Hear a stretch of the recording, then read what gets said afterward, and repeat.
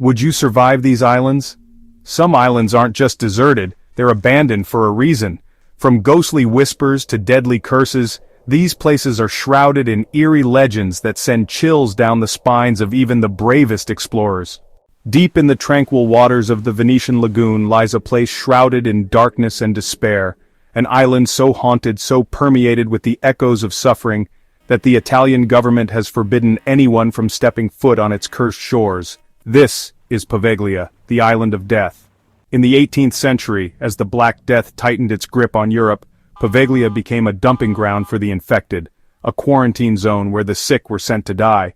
The bodies of the dead, ravaged by plague, were piled high, burned in mass graves that scar the island to this day. As if the weight of the plague victims wasn't enough, Poveglia became home to a mental asylum in the early 20th century. Tales of cruel experiments of patients tortured by a doctor who descended into madness himself.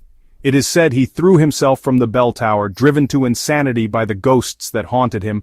Fishermen refused to cast their nets near Poveglia, terrified of catching the bones of the dead. Locals whisper of the island's strange pull, the way it calls to you on a foggy day, daring you to approach. They say the air itself feels heavy, laden with the sorrow of countless souls. Poveglia, a place where death lingers, where the veil between our world and the next wears thin, inviting the brave or the foolish to uncover its secrets. Imagine a place where turquoise waters lap against rugged cliffs, where lush vegetation spills over ancient ruins, bathed in the golden light of the Italian sun. This is Gaiola Island, a tiny paradise off the coast of Naples. But beneath its captivating beauty lies a chilling truth. Gaiola Island is cursed. They say that every soul who has ever dared to call this island home has met a grim and untimely end.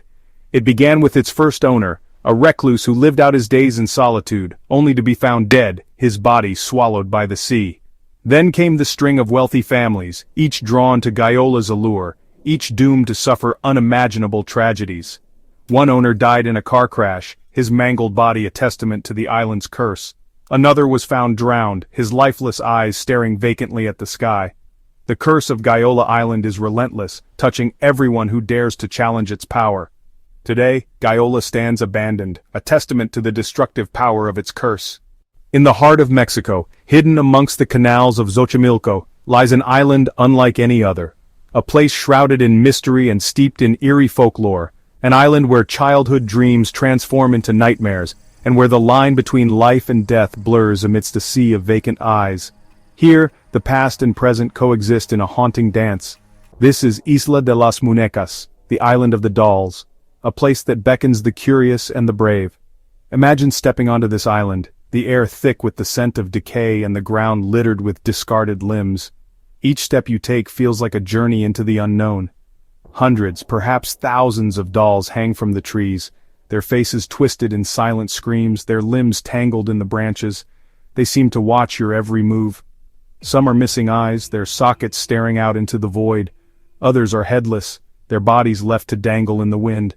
The story begins with Don Julian Santana, the island's caretaker, a man haunted by the tragic death of a young girl he found drowned in the canal. His life was forever changed by that fateful day. Driven by grief and perhaps something more sinister, Don Julian began collecting dolls, hanging them on trees as a way to appease the girl's restless spirit. Each doll a silent guardian. He believed the dolls could protect the island, could ward off the evil that lurked in the shadows.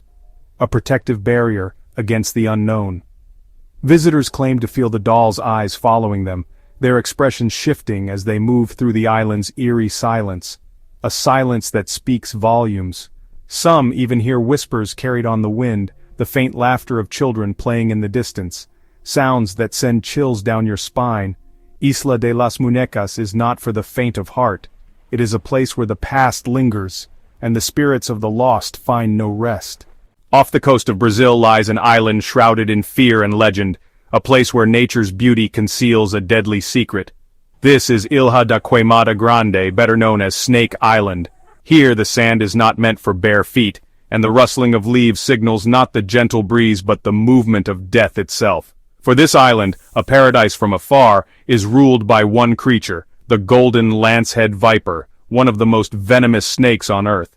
Legend has it that pirates, seeking to protect their buried treasure, released venomous snakes onto the island, transforming it into a natural fortress. Today, the island teems with these deadly creatures, their scales shimmering like gold amidst the lush vegetation.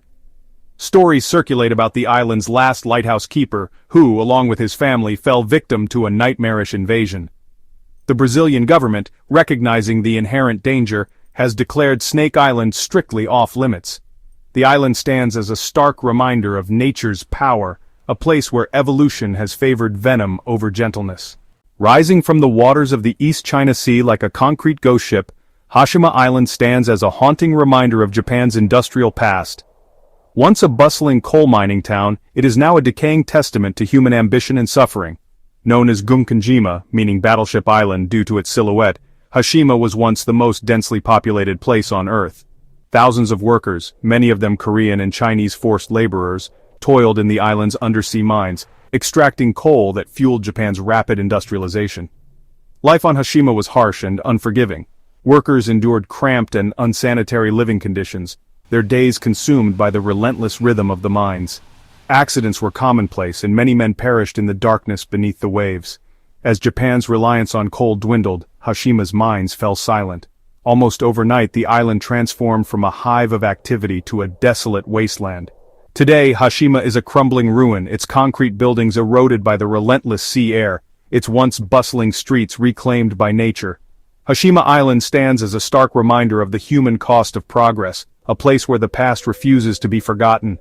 Just a stone's throw from the bustling metropolis of New York City, shrouded in mist and silence, lies North Brother Island. This small, uninhabited island holds a haunting history that contrasts sharply with the vibrant life of the city nearby. A place forgotten by time, yet forever marked by the echoes of suffering and isolation. The island's abandoned buildings and overgrown paths tell a story of a past filled with pain and solitude. What was once intended as a beacon of hope, a place of healing, transformed into a chilling symbol of confinement and despair. The ruins of the hospital stand as silent witnesses to the countless lives that passed through its doors. In the late 19th century, North Brother Island became home to Riverside Hospital, a quarantine facility for those afflicted with contagious diseases like smallpox and typhoid fever. It was a place where the sick were isolated in hopes of preventing the spread of deadly illnesses. Patients were ferried across the East River, their hopes for recovery fading with each passing wave. The journey to the island was often their last, as many never returned to the mainland. The island became synonymous with fear, a place where families were torn apart and the sick were left to face their fate. The isolation wards, now empty, once held the cries and whispers of those who suffered alone. One name echoes through the island's history: Typhoid Mary, a healthy carrier of typhoid fever who unknowingly spread the disease. Her story is a tragic reminder of the fear and stigma that surrounded contagious diseases. Confined to North Brother Island against her will, Mary became a symbol of the fear and stigma surrounding contagious diseases. Her life on the island was one of isolation and misunderstanding. Following the closure of Riverside Hospital, North Brother Island served as a rehabilitation center for drug addicts. But its dark past continued to cast a long shadow. The island's history of suffering seemed to linger, affecting all who came there. Eventually, the island was abandoned entirely, left to decay under the watchful gaze of the city that had shunned it. Nature began to reclaim the land, covering the remnants of its tragic past. North Brother Island stands as a chilling reminder of the fragility of life, the devastating power of disease, and the enduring legacy of isolation. Its eerie silence speaks volumes about the human condition and the relentless march of time. From the plague-ridden shores of Poveglia to the serpent-infested Ilha de Queimada Grande, these islands are more than just eerie vacation spots, they are places where history and horror collide. So would you ever visit one of these haunted islands? Or is it safer to admire their terrifying tales from a distance? The choice is yours, if you dare.